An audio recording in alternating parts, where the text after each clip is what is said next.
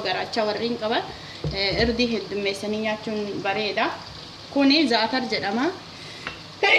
Sorry. Alhamdulillah.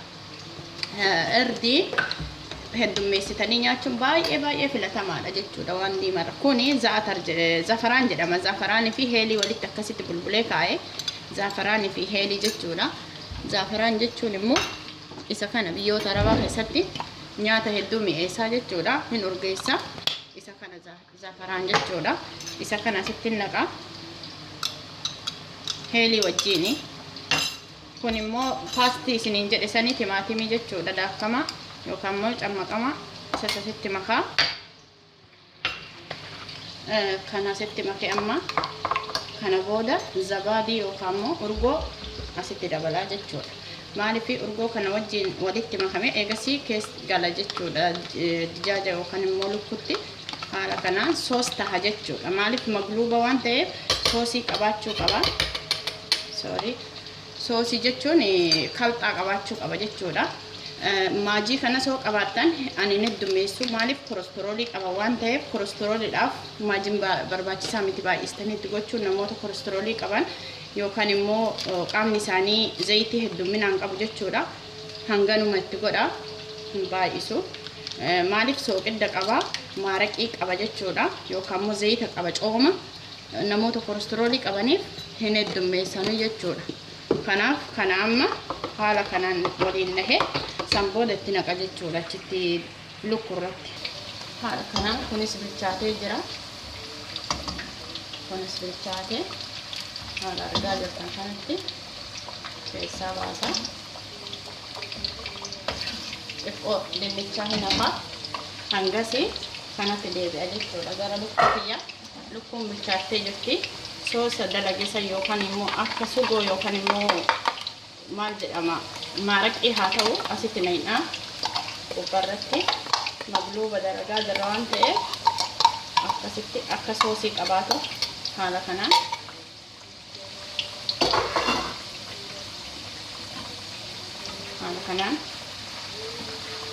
isin wantoota biraallee mi'eessituu barbaadan itti dabalachuun dandeettanii walaakin soosii qabaachuu qaba lukkuun keessan sun. Soos jechuun maaraqii qabaachuu qaba. Ruuza jalatti naqama waan ta'eef gubbaan ruuzatti itti naqama. San booda magluuba jedhama. Waan kana qabaachuun dirqama. Haala kanaan soosiin isaa fedhageessan distitti illee ni dalagama. Ani garuu hedduu na gammachiisa waan akkanaatti dalaguuni. Kanumaati jechuudha. Kana xumurannee jirra. Ibiddas dhaamsinee amma kuduraa geessinee jirra. Kana xumurree walitti deebina inshaallah.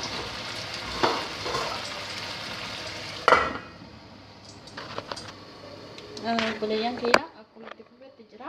Amma geessannee jirra kuduraa keenya bilcheessine haala kanaan qopheessinee jirra magluuba dalaguu fi amma maaltu itti fufa ka jedhu wajjin ilaalla inshaallah. Amma wanti hojjechuu qabnu maa inni bishaan asitti hin danfisna. Bishaan danfee booda ruuza hin bilcheessina. Ruuzni eega bilchaatee booda kaa itti fufnaa mitiire akkasitti ibidda hin qabsiisa. Sooqidda wanti barbaachisu ruuza zayita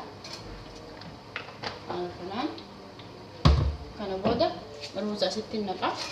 Bishaan danfisee waan lafaa qabuuf jecha isin bishaan waan itti danfistan hin qabaatin bishaan distitti danfisuu qabdanii.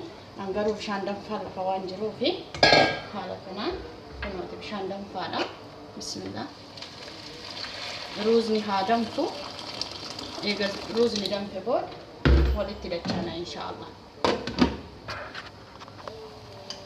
Ruuzni keenya danfee jira kuno bilcheelletti jira. Kunillee lukkuun geeffame bilchaate.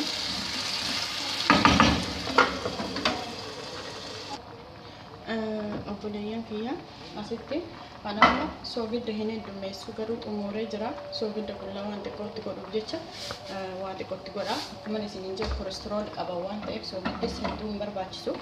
Haala kanaan ani geessee jira kana xumuree kalaas amma ruuza qofa eegaa jira. ruuzni gisee bilchaatee yeroo bilchaatee keessaa bishaan isaa naqee akkamitti akka kana itti hojjedhu wajjin ilaala. Kuni isteeppii kiyya yookaan immoo akkaataa tartiibaan ittiin dalagu. Tartiibni kun immoo magluuba Kuweetii odoo hin taane yookaan magluuba biyya Saawudiiti. Ka Kuweetiitis Khaliijni hundi isaatu hojiin isaanii garaagara. Maqaan isaa magluuba haa jedhamu malee biyyoota adda addaatti garaagara ta'uu danda'a. Lebnaan adda ta'a, Omaaniin akkasii, Emireetiin bakkeen kamuu adda. Kun amma fakkeenyaaf ka Saa'udiiti. Inshaallah yeroo biraa ka Kuweetiis isin argisiisuuf hin jira. Kanaafuu haala kanaan wajjin hordofaa.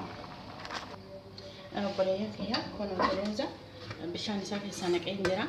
Akkanatti bilchaatee sirriitti hin bilcheessinu. Yoo bilcheessinu xiqqoo jajjabaachuu qaba ruuzni. Cabuu dhabuu qaba maaliif gana as keessaa soosii kana yookaan immoo bishaan salsaa as keessa jiru kana dhuga waan ta'eef sirriitti akka hin bilcheessine. Itti aansuudhaan kuduraadha. Kuduraa keenya kan bilcheessine kana akkanatti haala kanaan as keessa dardarra yookaan immoo tarreessina. Haala kanaan tarreessinee jirra. Amma soosii keenya itti naqna jechuudha. Akka tarreessine kana irratti soosiin keenya ni naqama.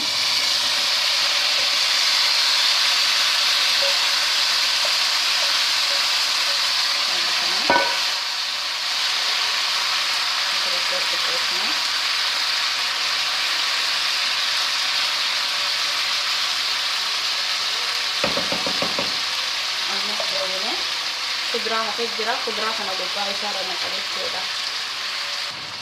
Kuduraa haala kanaan naqne ruuza keenya itti naqanna.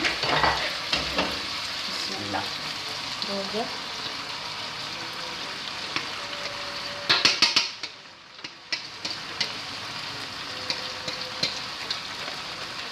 Haala kanaan ruuza keenya ittiin cufna jechuudha. Inshaallah walitti dacha'ana dhumarratti obboleeyyan kiyya qaalii xumurree jirra.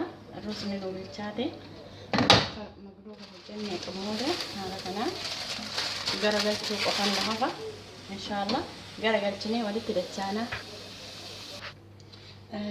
Garagaltee hin jira obboleeyyan kiyya magluubni akkana jira. Ruuza magluuba jechuun kana akkuma jirutti kareefu jala galchisuun gubbarratti yoo itti ruuza garagalchuu akkanatti gubbaa gala. Kana booda finnee jirra. Gara nyaataa dhiyeessuu qofan hafe kana boodatti jechuudha.